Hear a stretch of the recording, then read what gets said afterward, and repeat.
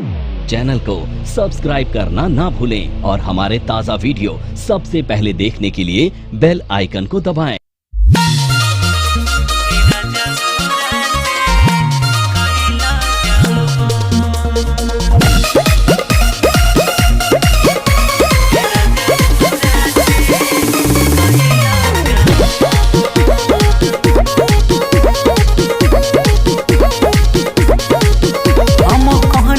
जरी नयाइन हो संग सुते में लागी ना उंगाइन हो।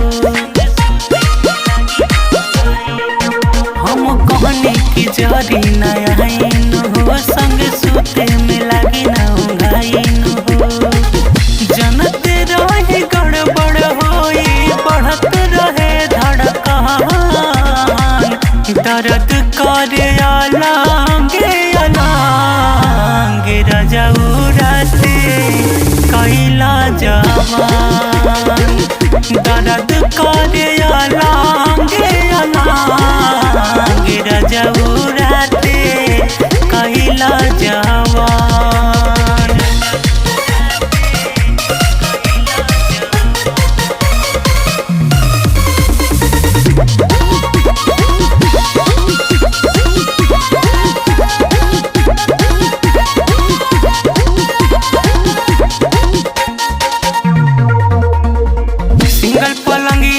डबल परानी कैला सकेता बढ़ल परेशानी।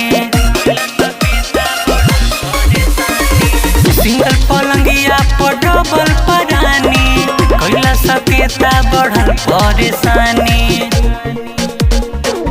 कहिला मन मरजी तू राते से भइल गजान दर्द करे अलंगे अलंगे रजाऊ राते कैला जवान दर्द करे अलंगे अलंगे रजाऊ राते कैला जवान।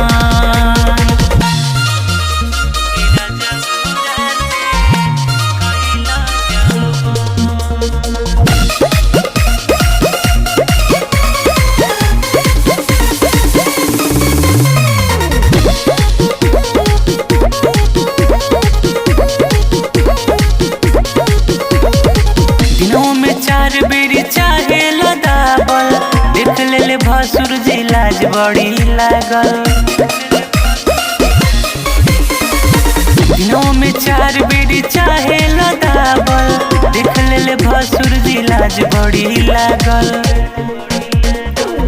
कितना बेर खैब दीवाना भरे न तुहारो मान दर्द करे अलंगे अलंगे रजाऊ राते कैला जवान दर्द करे